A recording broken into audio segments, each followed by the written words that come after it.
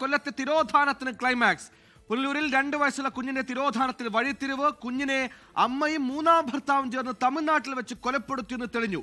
കുഞ്ഞിന്റെ അമ്മ കലാസൂര്യയും 3ാം ഭർത്താവ് കണ്ണനെയും തമിഴ്നാട് പോലീസ് അറസ്റ്റ് ചെയ്തു. ആദ്യം ഇത് സംബന്ധിച്ചൊരു പ്രതികരണം. പുനലൂർ പോലീസ് സ്റ്റേഷനിൽ ഒരു സ്ത്രീ അവരുടെ മകളുടെ 2 വയസ്സായ കുട്ടിയെ കാണാനില്ല എന്ന് പറഞ്ഞിട്ടാണ് പരാതിയായിട്ട് വരുന്നത്. അപ്പൊ നമ്മള് ഇത് അന്വേഷിച്ചപ്പോൾ ഈ മകളെ കണ്ടെത്തുകയും മകളെ സ്റ്റേഷനിൽ വിളിച്ചു വരുത്തി ക്വസ്റ്റ്യൻ ചെയ്യുകയും ചെയ്തു. പക്ഷെ അവർ പറഞ്ഞതിൽ കുറെ പരസ്പര വിരുദ്ധമായ കാര്യങ്ങളാണ് ഉണ്ടായിരുന്നത്. അവരെ കുറച്ച് നല്ലോണം ക്വസ്റ്റ്യൻ ചെയ്തപ്പോൾ അവർ പറഞ്ഞത് അവര് കുറച്ചു കാലമായിട്ട് തമിഴ്നാട്ടിലുള്ള ഒരു കണ്ണൻ എന്ന് പറഞ്ഞ ആളുടെ കൂടെയാണ് താമസമെന്നും ഈ കണ്ണൻ ഇവരുടെ കുട്ടിയെ കഴുത്ത് ഞെരിച്ച് കൊലപ്പെടുത്തി അവിടെ അടുത്ത് കാട്ടിലെ ചാക്കിൽ ഉപേക്ഷിച്ചെന്നും അതിന്റെ ശേഷം ഇവര് തിരിച്ചു വന്നുവെന്നാണ് പറഞ്ഞത്.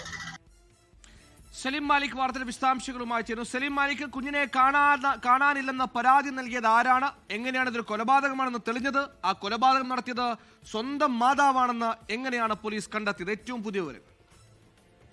സുഹൈൽ, ഈ 3 ദിവസങ്ങൾക്ക് മുൻപ് ആണ് ഈ മാസം ഇതുമായി ബന്ധപ്പെട്ടൊരു പരാതി പുനലൂർ പോലീസിന് ലഭിക്കുന്നത്. ഈ കുട്ടിയുടെ മാതാവ് തന്നെയാണ് പുനലൂർ പോലീസിൽ കുട്ടിയെ കാണാനില്ല എന്നൊരു പരാതി പറയുന്നത്. അതിന് പിന്നാലെ ഈ കുട്ടിയുടെ മാതാവായ കലാസൂര്യയിൽ നിന്നും മൊഴി ശേഖരിക്കാനാണ് പോലീസ് ശ്രമിച്ചത്. അപ്പോൾ ഇവർ പറയുന്ന കാര്യങ്ങൾ തമ്മിൽ പരസ്പര ബന്ധമില്ല എന്ന് പോലീസ് മനസ്സിലാക്കുകയും വിശദമായ അന്വേഷണം നടത്തുകയുമായിരുന്നു. അതിന്റെ ഭാഗമായാണ് ഇതുമായി ബന്ധപ്പെട്ട ഈ കൊലപാതകത്തിന്റെ ചുരുളുകൾ അഴിയുന്നത്.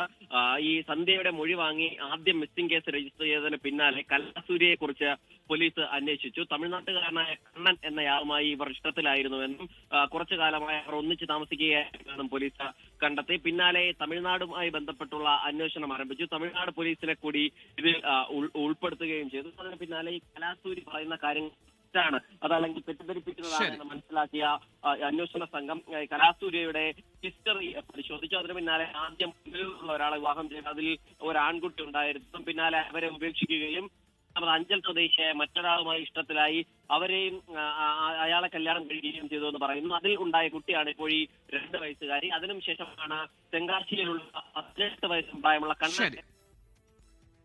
കൊല്ലത്ത് മകളെ കാണാനില്ലെന്ന പരാതി നൽകിയത് മാതാവ് തന്നെ. അന്വേഷണത്തിൽ സ്വന്തം മാതാവ് 3ാം ഭർത്താവും ചേർന്ന് കൊലപ്പെടുത്തിയെന്ന് തെളിഞ്ഞിരിക്കുന്നു.